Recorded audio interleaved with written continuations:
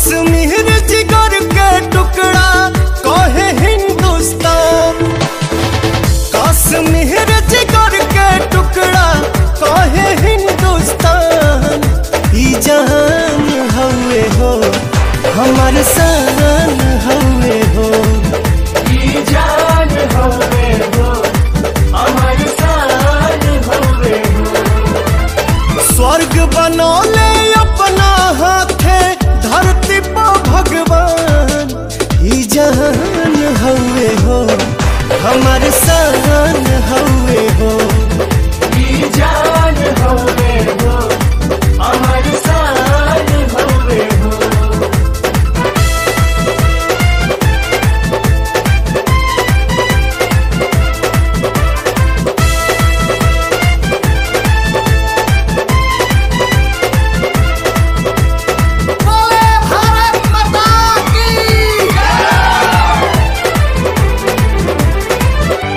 एकरा पलाई जदी केहू जो नजरिया, बोटी बोटी काटी दे हब गतरे गतरिया।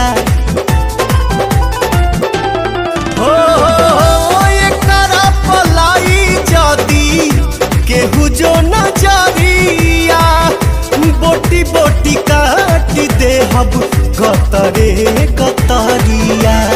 एक साथ जय हिंद बोले ले हिंदू मुसलमान, एक साथ जय हिंद बोले ले हिंदू मुसलमान। ई जहान हवे हो हमार शान हवे हो, ई जान हवे हो हमार शान हवे हो।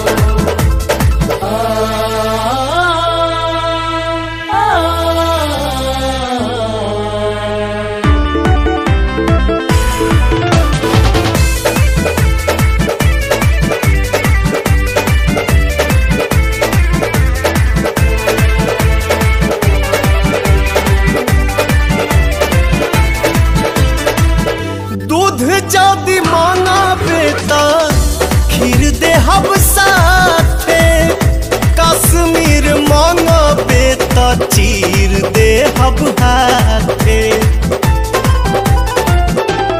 हाँ हाँ हाँ दूध जदी मांगा बेटा खीर दे हब साथे, कश्मीर मांगा बेटा चीर दे हब हाथे। सुन ले रे नादान परिंदा तेहू पाकिस्तान, सुन ले रे नादान परिंदा तेहू पाकिस्तान। ई जहान हवे हो हमार शान हवे हो, ई जान हवे हो हमार शान हवे हो।